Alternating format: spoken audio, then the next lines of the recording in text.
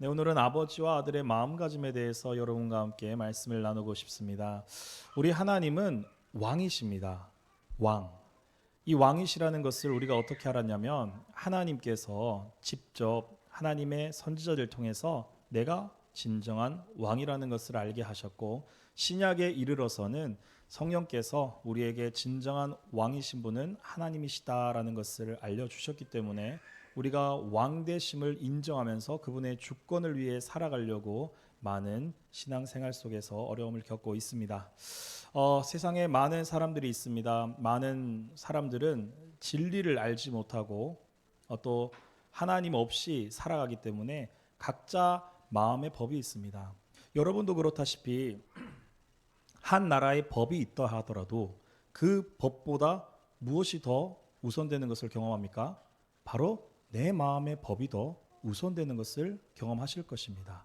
그래서 헌법은 있다 해. 그래, 그 헌법 있지, 좋지라고 동의는 하지만 그 법에 있어서도 그것을 지키느냐 지키지 않느냐를 결정하는 자가 누굽니까? 바로 나라는 겁니다.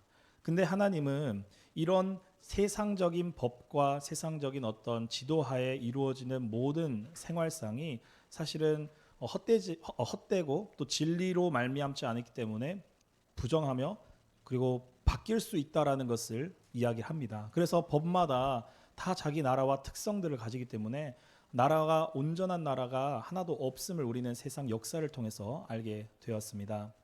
오늘의 말씀은 말라기서에서 하나님께서 이스라엘 백성들에게 어떠한 말씀을 하시는가를 좀 기록한 내용인데, 우리가 이 말씀을 볼 때에 하나님이 지금 어떠한 심정으로 어떠한 마음가짐으로 이들에게 이야기하고 계시는가를 좀 이해하는 시간을 가졌으면 좋겠습니다. 하나님은 우리의 아버지십니다. 근데 오늘 말라기서에서요 뭐라고 하시냐면 나는 아버지야, 너희는 자녀야 라는 개념으로 접근을 하십니다. 근데 이전에 성경을 보면요, 하나님은 구약에서 왕으로서, 전쟁의 왕으로서 하나님께서 나타나십니다. 전쟁의 신.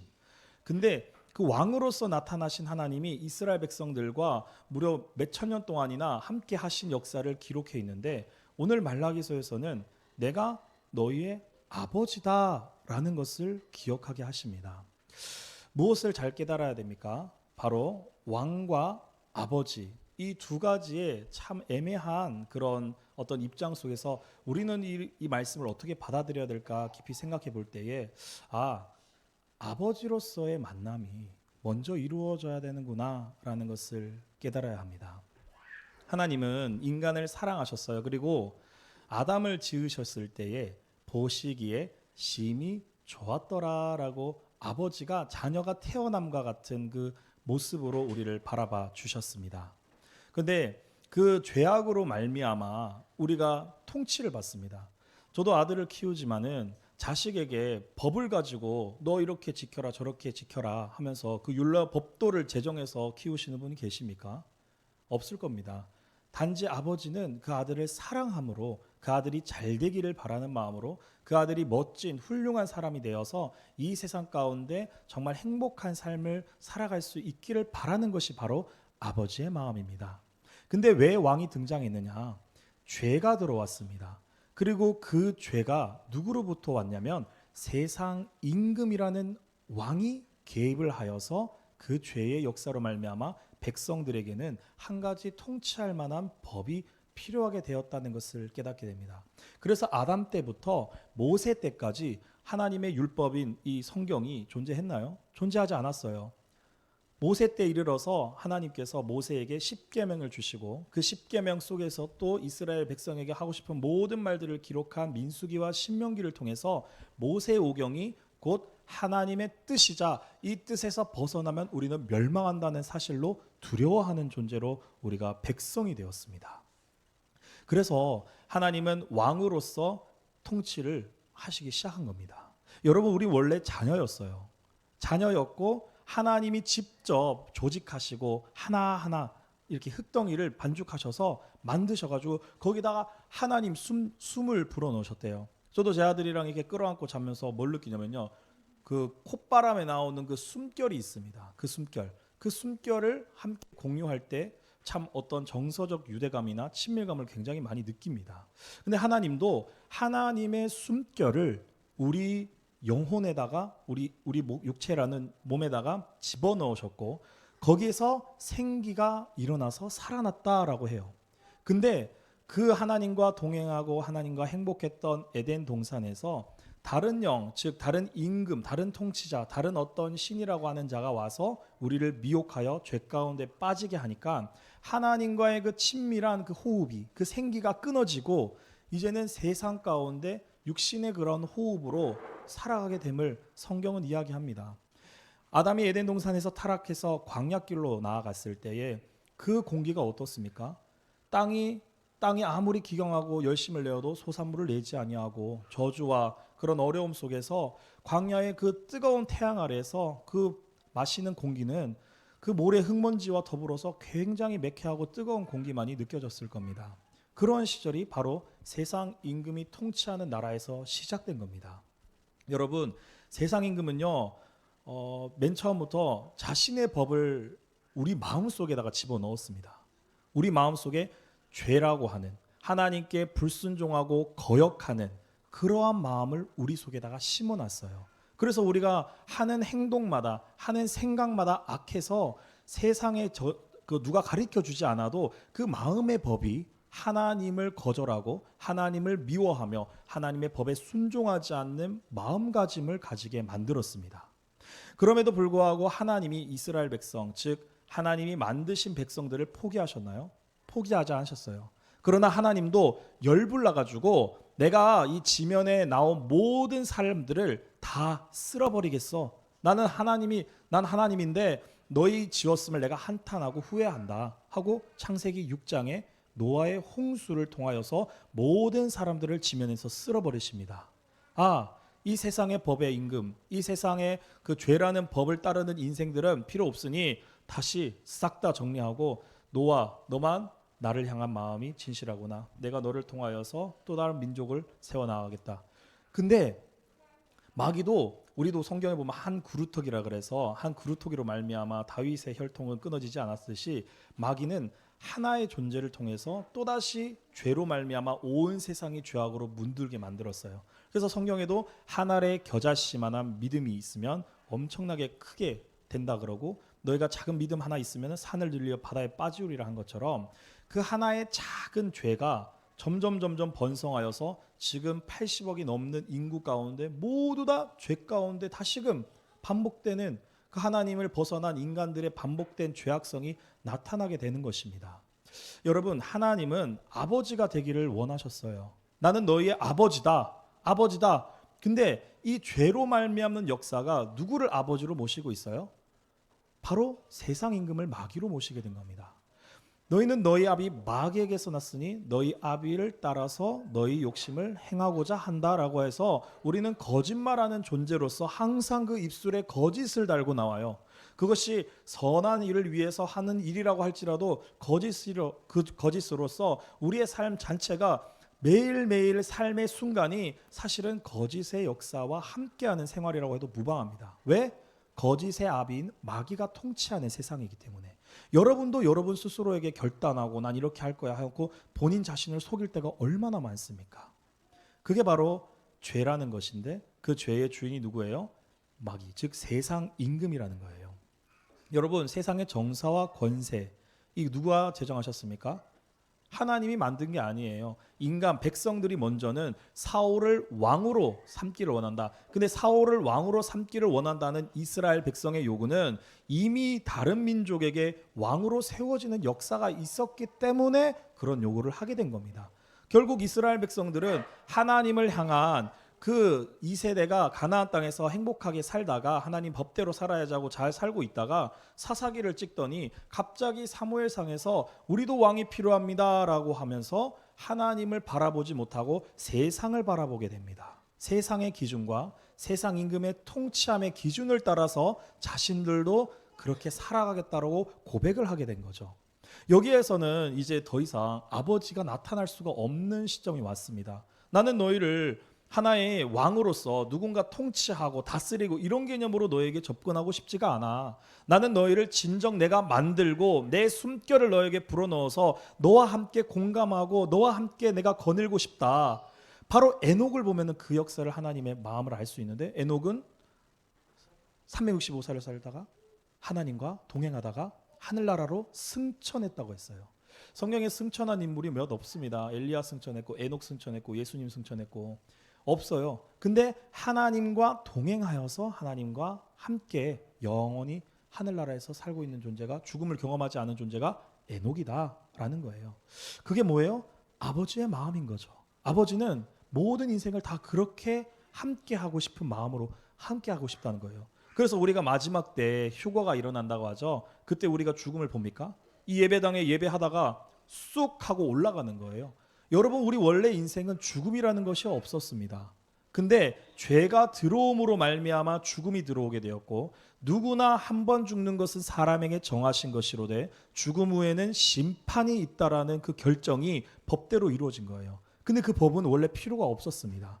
근데 사람의 죄악으로 말미암아 인간의 연수를 두지 않냐면 120살 이상 사람이 살아서 영원토록 하나님 보시기에 악을 행하면서 완전 세상 자체가 붕괴하기 때문에 차라리 인간에게 죽음이라는 것을 허락하신 것이 우리에게 오히려 복이 된다라는 사실을 우리는 신앙생활하면서 깨닫습니다.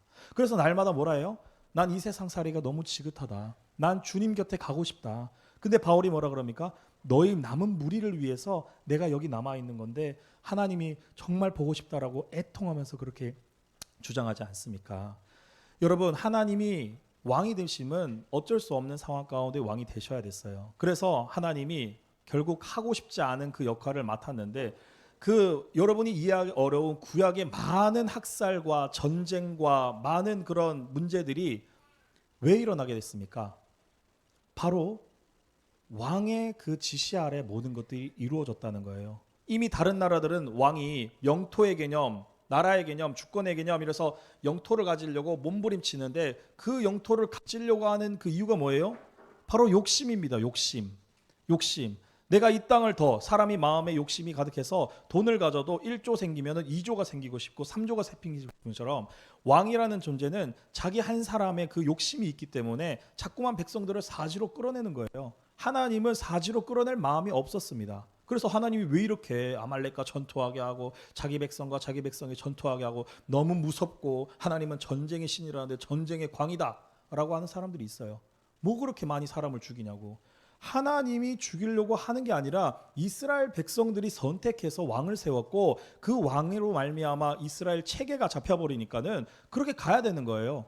우리도 지금 누리고 있다가, 자 여러분, 이제는 우리 즐기고 있던 저 모든 식사와 모든 것들의 규율을 지키겠습니다. 자, 각자 식사비를 헌금함에 넣으시고 다 식사를 하시기 바랍니다 라고 제정하면 누가 따르고 싶어요? 따르고 싶지 않다는 거예요. 여러분, 하나님은 여러분들을 너무나도 사랑하셔서 여러분들의 모든 앉고 섬과 일어섬을 다 지켜보고 계신다는데, 백성들이 하나님 없이, 하나님이 필요 없다라고 얘기하여 자기의 소견에 옳은 대로 자기 멋대로 자기 양심이 왕이 되어서 그렇게 살아가게 되었다고 해요. 그 양심이 하나 둘 셋 넷 모여서 백성의 군중을 이루고, 그 군중이 원하는 게 뭐예요? 하나의 지도자, 우리의 양심을 대표할 지도자가 필요하다 하여서 왕을 세우는 겁니다. 그래서 세워진 게 사울 왕이에요. 하나님이 이스라엘 백성들은 특별하게 정말 관심을 가지고 보셨기 때문에 다윗이라는 그 겸손한 심령을 가진 한 사람을 통하여서 이스라엘 백성들을 다스리긴 하셨지만, 하나님의 본디 마음은 뭐예요? 우리입니다. 우리. 아버지가 아들을 사랑함과 같이 우리의 마음을 원하셨어요. 그걸 알아준 게 누구예요? 다윗 왕입니다. 그래서 하나님이 다윗 왕에 대해서 사랑하는 왕이라고 고백까지 하시는 거예요. 다윗의 시편을 보시면요, 끝없이 하나님을 찬양하고 하나님께 감사하며 하나님을 사랑한다고 얘기합니다. 하나님이 너무너무 그것에 대해서 감동을 하셔요.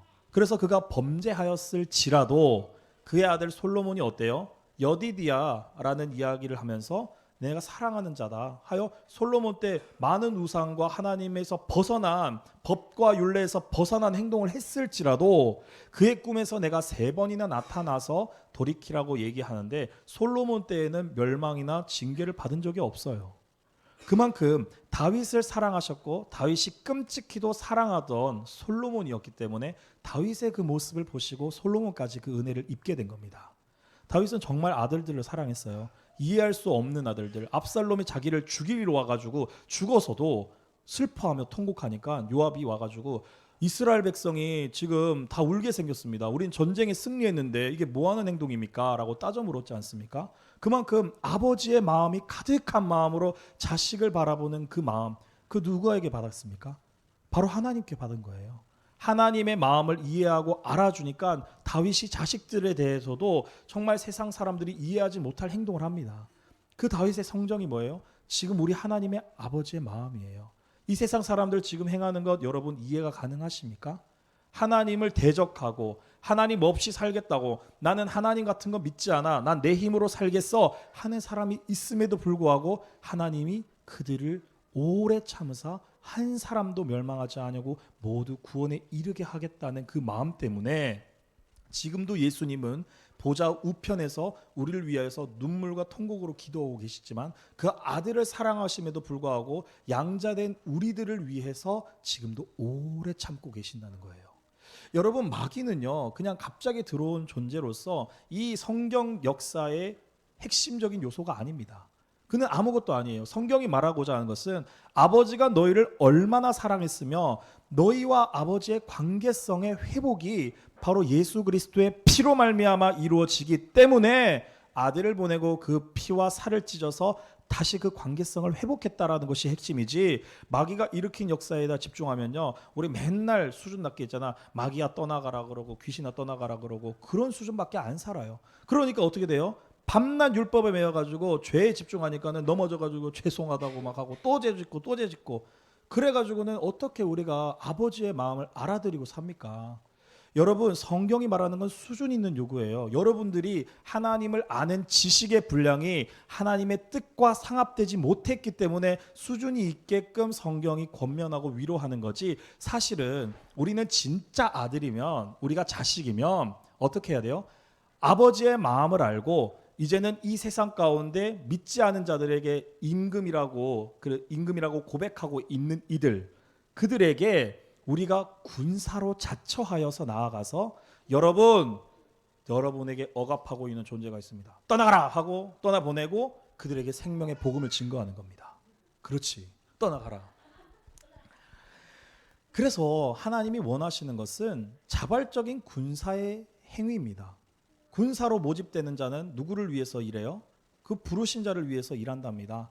우리가 하나님께 진짜 은혜 받은 자로서 빚진 자로서 마음에 감사와 감격이 있으면 자발적으로 하나님, 이제는 내가 주의 명령과 율례와 법도를 이해합니다.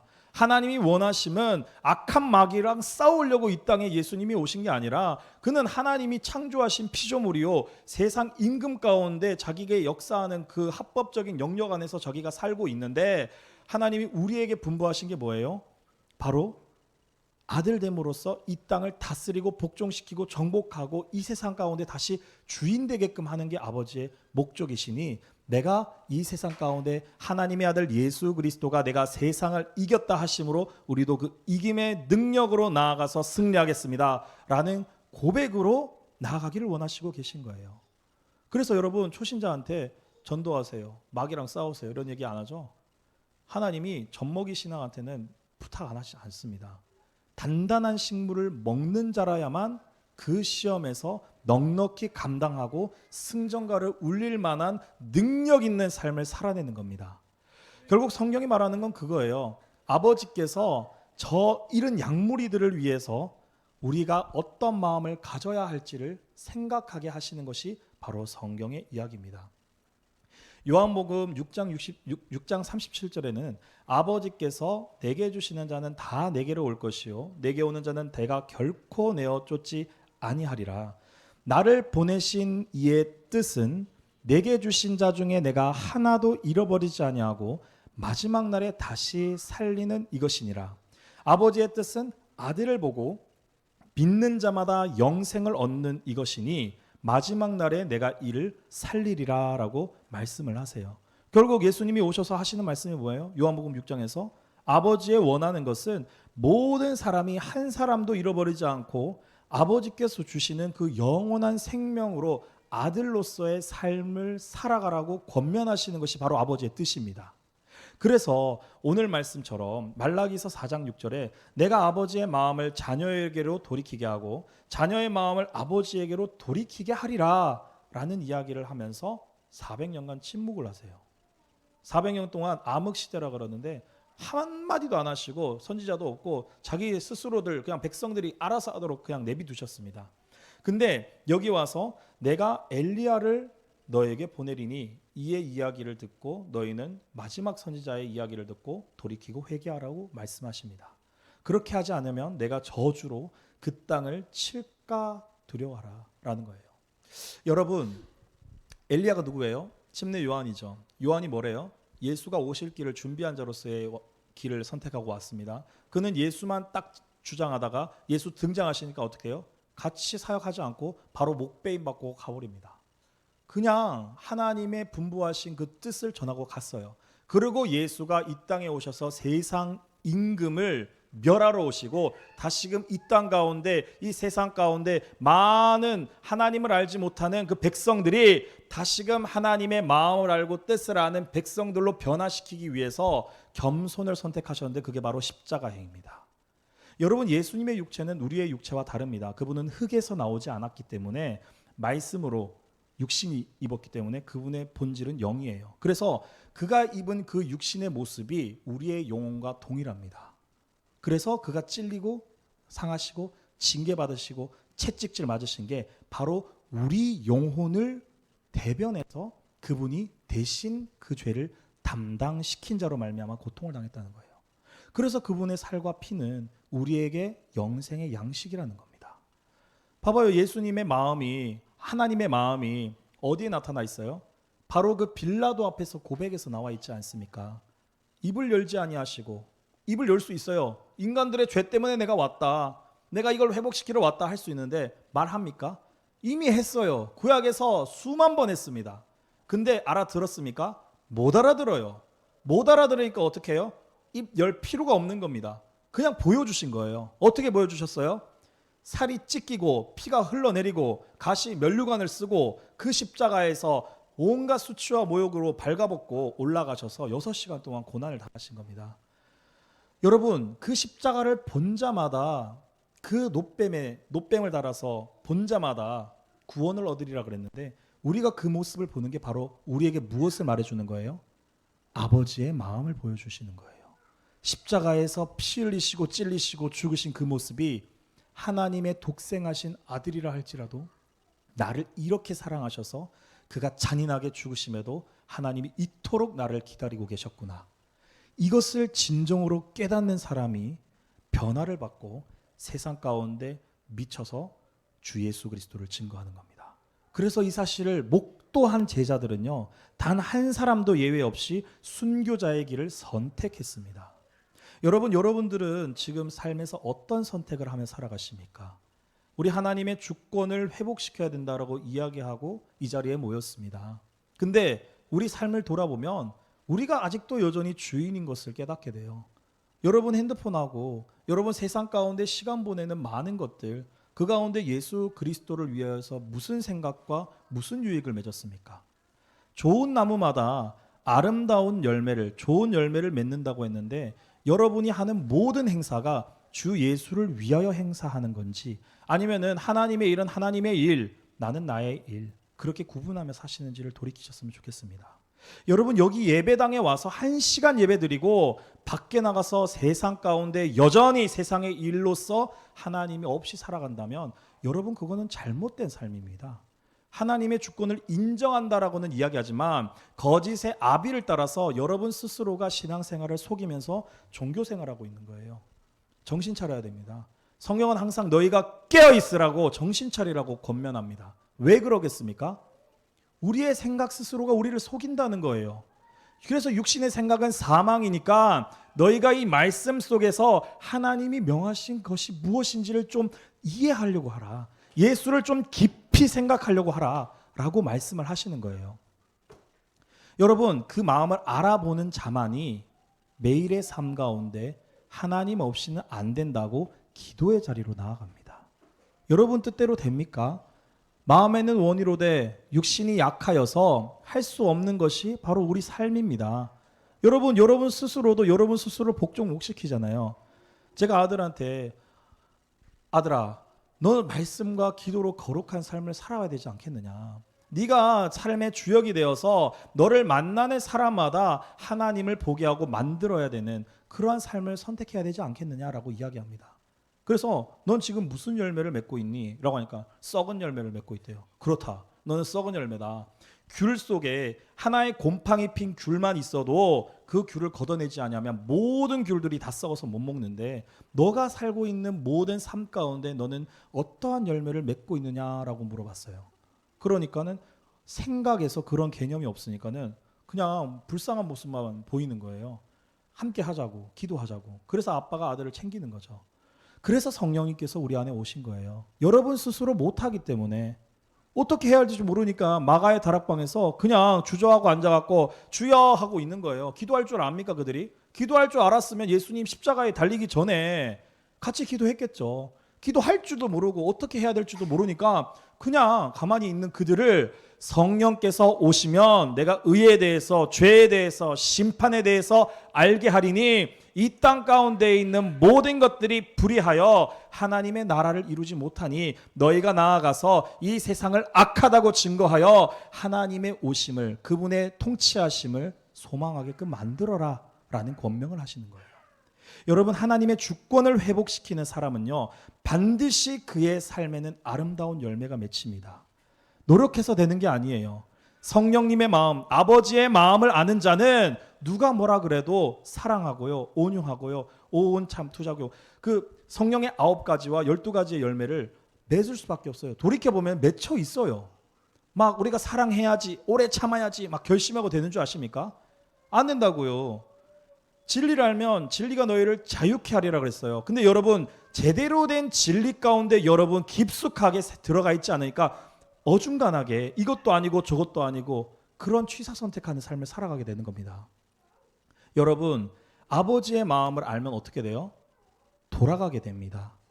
오라 우리가 변론하자. 우리의 죄가 주홍 같을지라도 그는 우리를 희게같이 눈과 같이 희게 하리라 말씀하셨어요. 우리의 표어가 뭡니까? 일어나라 빛을 발하라. 여호와의 영광이 너의 위에 임하였다라고 합니다. 우리는 이전에 볼 수도 없고 흑암 가운데 소경되어서 더듬거리면서 진리를 찾으며 살았어요. 근데 실로암 목가에서 예수님이 씻어주셨더니 우리 다시 어떻게 해요? 다시 그 눈에 더러운 걸 묻혀가지고 개돼지와 같이 먹었던 걸 토한 거를 다시 먹고 돼지와 같이 더러운데 다시 누우려고 합니다. 그런 자들에게 예수님 무슨 기대를 하십니까? 그런 사람들은요 군사로 부름받기 전에도 탈락이에요. 신검하잖아요. 신체검사. 결격사유 되면 탈락시키는 겁니다. 군사된 자라는 똑바로 그 정체성을 바로 알고 살아야만 자신이 이 나라에 기여할 바가 무엇인지를 알고 자신의 지위를 지키지 애매하게 민간인 끌어다가 자원하는 그런 민간인 끌어다 놓으면요 군대 가보면요 아무도 게으르게 있잖아요. 충성되게 일 안 해요. 뭐 보초 서는데도요 막 그냥 딴짓하면서 노래 틀어놓고 그렇게 살아갑니다. 우리도 그런 생활이랑 똑같아요. 신앙생활한다고 교회에 앉아있지만 뭐합니까? 믿어야 된다는 의무감, 뭔가 하나님 이렇게 교회 하니까는 해야 된다라는 그러면 내 믿음이 부정당할까 봐 두려워하는 그런 수준 낮은 행위. 이거 아니에요. 하나님을 기뻐하여서 여러분 스스로가 내가 아버지를 사랑하여서 내 이 모든 것을 행합니다라는 고백이 있어야 그게 진정한 신앙 고백이지 전능하사 천지를 만드시 사도신경한다고 여러분의 신앙 고백이 되는 줄 아십니까? 아니라는 겁니다. 여러분 아버지의 마음을 알아들이고 아버지의 뜻대로 행하는 것은 우리 주 예수 그리스도께서 친히 본을 보여서 알려주셨어요. 내가 자의로 하는 것이 하나도 없고 오직 내 아버지께서 분부하신 것을 나는 행하러 왔노라 하여 3년 반 동안 그렇게 살아가셨어요. 여러분 우리는 어떠한 삶을 살아야 됩니까? 우리 육신의 아버지도 우리 마음을 헤아리지 못하면 섭섭하다잖아요. 근데 영이신 아버지의 마음을 헤아려 드리지 못하면 아들을 줬는데도 헤아리지 못하면 성령 그것도 몰라서 성령으로 우리와 함께 오셔서 내가 너희에게 가르친 모든 것을 생각나게 하고 말하겠다 했는데도 모르면 여러분은 도대체 누가 여러분들을 건드려야 됩니까? 내 아들한테도 얘기하지만 예수님이 너한테 지금 와셔서 이렇게 얘기해도 너의 삶이 바뀔 줄 아느냐. 지금 네가 이 순간 바뀌고자 하는 의지로 굳은 결심으로 이 육신을 쳐서 복종시키는 훈련시키지 않으면 넌 10년 뒤에도 이런 삶을 살아가게 될 것이야 라고 이야기해요. 여러분 가만히 있으면 가만히 아무것도 변하지 않습니다. 내가 있는 자리에서 어떻게든지 이윤을 내십시오. 기업에서도 이윤을 내지 못하면 잘라내는 거예요. 수지 타산해보고 여기 재무제표 보고 이거 안 되겠다 하면은 주식 투자도 안 합니다. 하나님이 우리를 보고 어떤 기대를 하시겠어요? 무화과 나무한테 갔는데 무화과 나무가 열매가 없으니까 어떻게 해요? 저주해서 다시는 그 무화과 나무에 열매가 없다 그랬어요. 여러분 하나님은 사랑의 하나님이지만 공의의 하나님입니다. 그 보좌의 기초가 의와 공의라고 시편 기자는 얘기해요. 근데 우리 안에 의가 있습니까? 공의가 있습니까? 그냥 사랑의 하나님으로 다 덮어버리고 관용하고 사랑하라고 그냥 법 없이 살아가는 존재. 반드시 법이 있어야만이 우리가 그분의 통치를 따릅니다. 그래서 주객 전도하면 안 돼요. 왕이신 하나님이라고 고백하려거든 아버지와 나와의 관계를 먼저 회복하십시오. 그 아버지와 나와의 관계가 회복이 안 되면 왕으로 우리가 그를 모신다고 주여라고 주인님이라고 모셔도 그 주님이 아닐 수 있어요. 그래서 마태복음 7장 21절에 주여 주모하는 자마다 뜻대로 하는 자라야 하나님의 천국에 들어간다라고 얘기하죠. 아버지임을 먼저 아세요. 나를 피로써 너는 내 아들이라 내가 오늘 너를 낳았으니 너는 내 아들이라 이렇게 말씀하시는 그 아버지의 마음을 먼저 알고 그 진리를 깊이 깨닫는 자는 누가 뭐라 그래도 누가 막아서도 내가 심령에 매여서 예루살렘으로 가노라 하는 사도 바울과 같은 삶을 살게 됩니다. 여러분 자원하는 심령 주님은 그걸 원하세요. 시편 51편도 그러잖아요. 주께서 원하시는 것은 너희의 상한 심령이다. 너희의 가슴을 찢고 하나님께 감사로 하나님을 영화롭게 하는 삶을 살자라고 권면합니다. 여러분 진정 삶에 감사가 있으십니까? 그냥 육신의 사람들 세상 사람들처럼의 그 기준으로의 감사가 아니라 나를 피로써 값주고 사신 그분, 내가 음료로서 저 영원한 지옥에서 고통당해야 되는데 그 지옥에서 나를 구하시려 아들 주신 그 아버지의 마음, 그 마음을 알고 계십니까? 여러분 아셔야 됩니다. 그걸 아는 자만이 하나님의 나라와 의를 이루라고 하신 그 말씀을 요한복음 6장 33절의 말씀을 이룰 수 있어요. 그렇지 않고는 여러분 다 힘듭니다. 수고하고 짐진 자들아 다 내게로 오라 내가 너희를 쉬게 하라 했는데 그 짐을 있잖아요. 예수님 앞에 교회 와가지고는 탁 내려놨다가 있잖아요. 교회 딱 밖에 가면 다시 자기가 짊어지고 근심 걱정하고 염려하죠. 이게 뭐예요? 여전히 자기가 주권적으로 하나님 나갔다가 잠시 다시 들어오세요. 나갔다 들어오세요. 완전 뭐 나갔다 들어오다 뭐 이렇게 되는 그런 삶이 지금 우리의 삶이에요. 그 누구의 삶이 아니라 바로 나의 삶이에요. 여러분 아시잖아요. 여러분 양심이 소리를 치잖아요. 그 양심이 소리를 치고 이 자리에서도 하나님이 이렇게 말씀하실 때 여러분 안에 어찌할꼬 하고 하는 두려움과 떨림이 없으면 여러분은 그냥 타성에 젖어가지고 살아갈 수밖에 없다는 겁니다. 그런 사람들은 자기가 어디로 가는지도 모르고 소경이 소경을 이끈다고 예수 믿으세요 해가지고 자기랑 똑같은 신앙생활을 하게 만드는 거예요. 여러분이 변화되고 새로워져야 전도하는 사람도 당신의 모습을 보고 뭔가 변화가 될 거 아닙니까? 그냥 교회당에 예배당에 오게 하면 그게 전도예요? 아니에요. 내 제자 삼으라 증인이 되어라 해서 반드시 그 사람 진리를 알게 증인되게끔 하게 하는 그게 진정한 복음 전도고 아름다운 열매이지 단순히 예수 믿고 천국 가서 해가지고 교회당 해가지고 나 몰라라 하는 그 사람은요 하나님도 하나님의 마음도 모르는 그런 마음을 가진 사람입니다. 여러분 우리는 깊이 있는 신앙생활을 해야 됩니다. 타성에 젖어가지고 그냥 다 같이 신앙생활하고 다 같이 믿음 가지고 있다라고 그냥 겉핥기로 알면요 성경을 오히려 죄에 변호하는 아주 훌륭한 도구가 되는 거예요. 지금 대통령도 그렇게 자신의 죄를 변호하고 있지 않습니까? 뭘로 변호해요? 이 법으로 헌법으로 어떻게든지 하나하나 다 조목조목 해가지고 이 모든 것들을 지엽적으로 다 분석해가지고 이게 너에게 전혀 상관도 없는 걸 끌어다가 그거 어떻게든 죄인 되게 하려고 하는 거잖아요. 자기 뜻대로 자기 법대로 통치하고 싶어서 그런 과오를 범하는 거예요. 그러나 잘 아셔야 되는 게 있습니다. 반드시 그 악을 행하는 자는 반드시 그 악을 자기가 경험하게 될 것이라는 사실을 알아야 돼요. 그래서 우리가 누구를 위해서 기도해야 돼요? 성경 로마서에서는요, 너희가 원하지 않는 왕이나 정사자들이 있더라도 너희는 그들을 위해서 기도해 줘야 된다는 거예요. 그 사람도 어차피 지옥 가고 하나님 없이 살면은 멸망할 사람입니다. 근데 우리는 그리스도인으로서 아버지 마음을 알면 어떻게 돼요? 죄인 중에 괴수라 할지라는 우리도 구원하셨거늘 지금 헛되게 잘못되게 진리 가운데 거하지 않았기 때문에 오해하며 선택하는 모든 이들을 우리는 품고 사랑으로 기도해 줘야 됩니다. 그렇게 마음을 가져야 돼요, 여러분. 그래서 우리는 정죄하고 비판하는 거 많죠. 누가 하라고 합니까? 성경에 정죄하라고 그랬어요? 비판하라고 그랬어요? 근데 여러분 하는 생각마다 머릿속에서 자연적으로 정죄하고 저 사람은 저래, 이 사람은 이래 하고 정죄하고 판단하죠. 여러분이 심판자이십니까? 아니라는 거예요. 하나님은 그 사람들을 위해서 기도해 주라 그랬어요. 기도했냐고. 적당하게 그냥 1분 2분 하나님 저 사람을 위해서 나 기도했어. 이런 사람 너무나도 많습니다. 그런 사람은요, 자기가 다른 사람의 죄를 자기 죄라고 생각하면서 애통하면서 짊어지고 그 사람의 죄를 담당하는 거예요. 그래서 사랑은 담당하는 겁니다. 여러분, 사랑은 담당하는 거예요. 남의 죄를 내가 끌어안고 그 사람을 위해서 나의 어떠한 것을 내어줄 수 있는 사랑, 그 사랑이 진짜 사랑이에요. 자신의 것은 손해 안 보려고 노력하고 다른 사람은 옷 입어라 덥게 하라면은 그 믿음이 진짜 믿음이냐고 야고보가 고발하듯이 여러분 진정한 믿음 안에 있는 거 여러분 스스로를 돌이켜봐야 됩니다. 우리가 스스로 얼마나 많이 속입니까?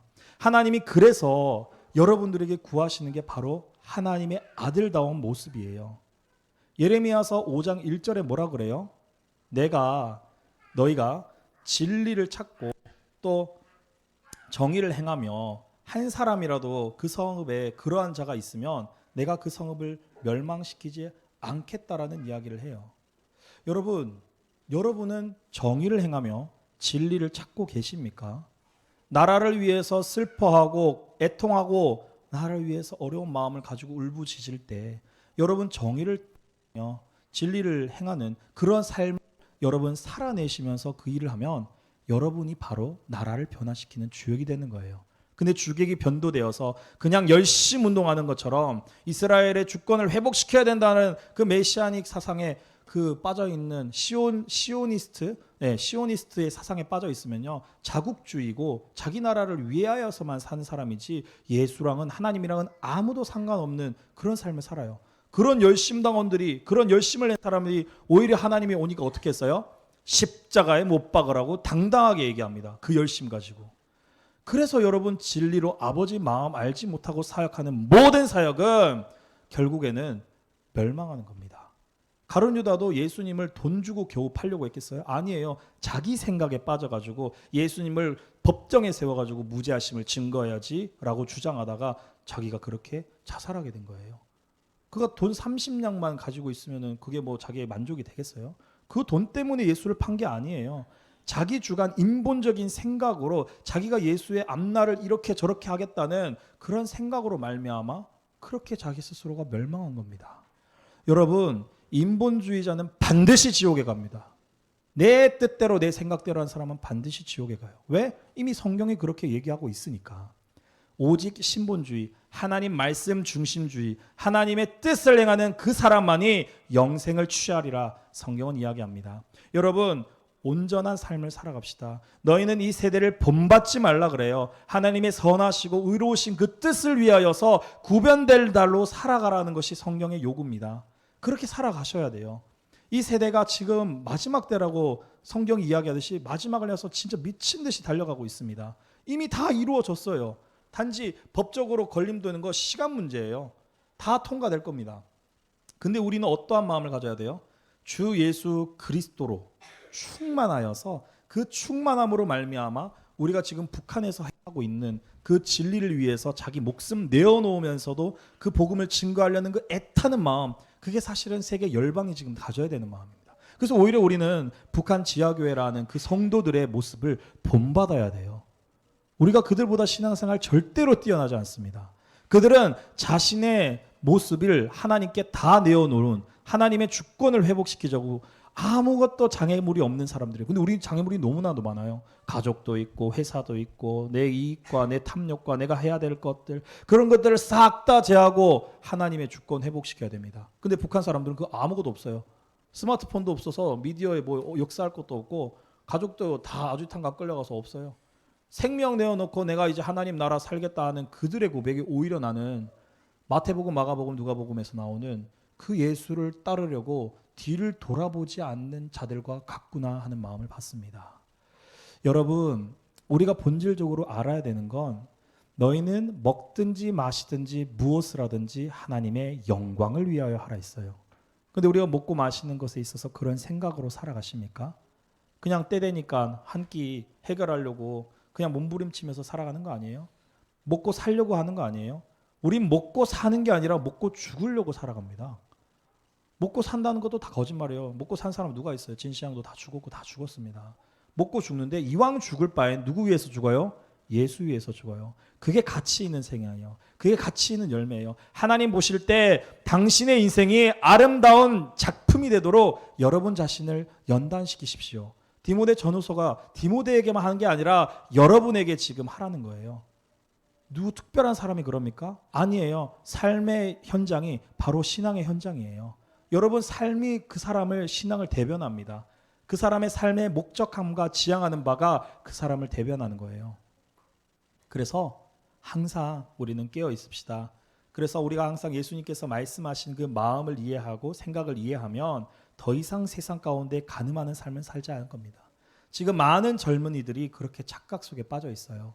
근데 뭔가 신앙생활은 해야 될 것 같고 진리는 따르기 싫고 그러니까 자기 뜻대로 하나님보다 더 관대하고 하나님보다 더 사랑이 넘쳐서 그렇게 역사하고 있는데 자기는 신앙생활 잘한다고 얘기합니다. 그런 사람들 지적해 보십시오. 발끈하면서 뭐는 어떻고 저떻고. 그래서 성경에도 너희는 무식한 변론을 벌이라. 이에서 다툼이 난다 그래요. 너희 진정 신앙 안에 있는 자들은 육신의 것으로 혈과 육으로서 그 대상을 보지 말고 영적인 존재, 즉 배후에 있는 악한 영들을 대함으로 너희가 그들을 제압하고 그들에게 복음을 증거하라고 얘기하는 겁니다. 모든 것은 영의 싸움이에요. 영적인 싸움. 김정은이가 그 사람이 그 대표하는 사람이 아닙니다. 영들의 싸움입니다. 영들의. 그 영들의 싸움 속에서 우리는 어떠한 역할을 하고 있습니까? 우리는 대적기도 하고 정말 그 존재들에 대해서 진리를 위해서 끊임없이 복음 증거를 힘써야 됩니다. 믿음은 들음에서 난다고 그 들으면 깨어지게 돼 있고 들으면은 하나님의 말씀이 모든 헛된 철학으로 속이려고 하는 모든 사람들의 생각, 높아진 생각들을 다 변화시켜서 낮아지게 만든답니다. 왜? 말씀 자체가 겸손하시기 때문에. 그래서 인간의 이성은 교만하지만 말씀은 겸손하십니다. 그 말씀이 인간의 이성에 들어가면 겸손한 삶을 살아갈 수밖에 없어요. 그렇게 끌려다니는 겁니다. 그래서 성령이 너를 띠띠우고 네가 알지 못하는 곳으로 이끌어가리라 했죠. 그렇게 성령에 충만한 사람은 말씀이 가라고 하는 그 자리에 반드시 가 있게 되는 겁니다. 여러분, 여러분의 사업장, 직장, 모든 생활의 영역에서 말씀이 여러분에게 요구하시는 그 요구를 귀 기울이십시오. 성령은 교회들에게 하실 말씀이 많대요. 귀 있는 자들은 들을지어다 말씀하세요. 그렇게 말씀하시는 이가 바로 여러분 속에 계십니다. 근데 여러분들은 예수님은 저편에다가 가두어 놓고 있잖아. 내 뜻대로 내 마음대로 관철시키려고 얼마나 설득합니까? 죄를 위해서 있잖아. 하나님 이건 괜찮지 않을까요? 이건 이런 찌질한 모습 좀 버려야 됩니다. 우리 인생이 다 그렇게 찌질해요. 왜? 죄는 찌질하거든요. 그렇게 죄로 살아가는 사람들 보면 특성이 다 찌질합니다. 여러분, 우리는 죄를 변호하려고 온 게 아니라 주 예수를 변호하려고 왔어요. 파라클레토스, 예수님은 하나님의 성령으로 말미암아 변호받기를 원하십니다. 그래서 사람들의 변호를 받지 않으려고 너희는 치유받았냐? 너희 마을에 가서 얘기하지 말라 그래요. 너희 성령으로 증거하는 그 증거가 진짜 증거라는 걸 아시니까 부활하고 승천하시면서 예수님이 내 증거를 위해서 오실 분이 계시리니 성령이 오시면 너희가 나의 증인이 되리라 라고 말씀하신 거예요. 그래서 성령의 충만함이 있어야 복음 전도가 효과적이지 그저 겉핥기식으로 의식적으로 그냥 예수님 전해야지 이런 생활은요 변화를 시킬 수가 없어요. 단순히 종교적으로 석가모니나 간디나 마호메트처럼 좋은 얘기를 설파해가지고 그들을 감안을 시킬 수 있지만 삶이 뒤집어지게끔 변화시킬 수는 없다는 겁니다. 하나님의 말씀은 영이에요. 그 영의 말씀으로 영들을 깨트려야지. 그러니까 뭐 기름으로 기름을 닦아야지 다른 걸로 닦으려고 해서 그렇게 닦입니까? 안 된다는 거예요. 여러분 잘 아십시다. 우리는 진짜 하나님의 마음을 알기를 원합니다. 하나님께서 반드시 우리가 하나님께로 돌아가면 하나님은 우리를 고치시고 싸매시고 내가 너희를 자녀로서 받아주신다고 이야기를 하시는 거죠. 여러분, 우리가 진짜 예수님을 믿기를 원합니다. 믿음이 있는가 여러분 스스로 돌아보십시오. 항상 이런 징계의 말씀, 책망의 말씀이 있으면 여러분들의 얼굴이 굳습니다. 근데 여러분의 얼굴이 굳는 게 아니라 여러분 속에 있는 죄가 드러났기 때문에 여러분 얼굴이 굳어지는 거예요.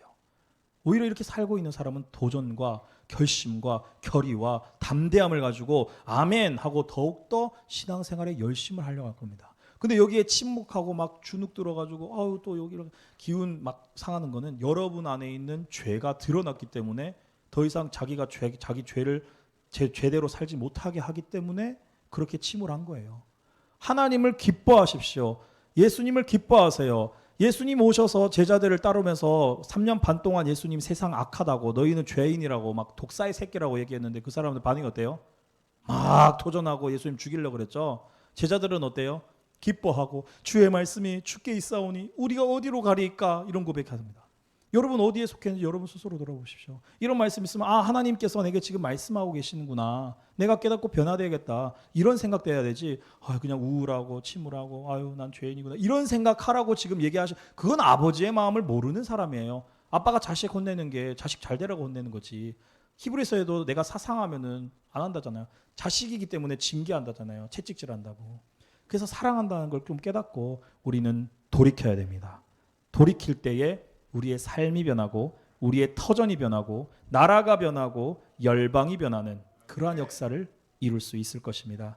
이 시간 우리가 잠깐 회개하면서 하나님께 나아가기 원합니다. 하나님, 주님 마음을 우리가 너무나도 몰랐습니다. 내 뜻대로 내 생각대로 신앙생활 잘한다고 이야기는 하지만 사실 선줄로 앉아는 넘어질까 주의해라고 주님 말씀하셨음에도 내 교만과 내 자랑으로 신앙생활 한 건 아닌지 돌아봅니다. 주님 우리 모습을 겸손하게 돌이키고 하나님의 뜻에 맞추어 아버지의 마음을 이해해드리고 그 마음을 받은 자로서 내가 군사되겠다는 표현하게 하옵소서. 이 시간 주여 삼창하고 기도하겠습니다. 주여